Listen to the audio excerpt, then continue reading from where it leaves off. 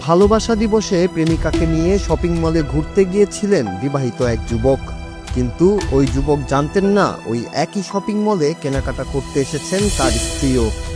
একটি দোকানের ভেতর হঠাৎ করেই মুখোমুখি হয়ে পড়েন ওই তিনজন।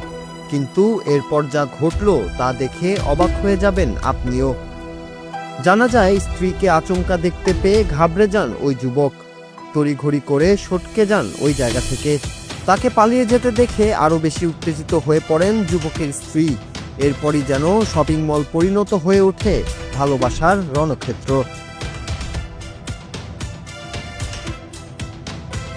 স্থানীয় সংবাদ মাধ্যমের প্রতিবেদনে জানা যায়, শনিবার সন্ধ্যায় একটি শপিং মলে ভালোবাসা দিবসের কেনাকাটা করতে গিয়ে এক যুবক তার স্ত্রী ও প্রেমিকার মুখোমুখি পড়ে যান। প্রেমিকার সাথে স্বামীকে অন্তরঙ্গ অবস্থায় দেখে ক্ষুব্ধ স্ত্রী বিবাদে জড়িয়ে পড়লে পরিস্থিতি উত্তপ্ত হয়ে ওঠে। অবস্থা বেগতিক দেখে অভিযুক্ত ওই যুবক ঘটনাস্থল থেকে দ্রুত পালিয়ে যান। এরপর সেই শপিং মলের ভেতরেই শুরু হয় সেই দুই নারীর মধ্যে তুমুল বাকবিতণ্ডা।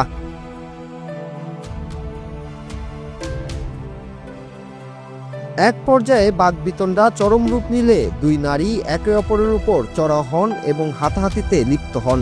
প্রকাশ্যে আসা ভিডিওতে দেখা যায় তারা একে অপরের চুলের মুঠি ধরে টানাটানি করছেন, এমনকি কামড়াতে উদ্যত হয়েছেন একে অপরকে।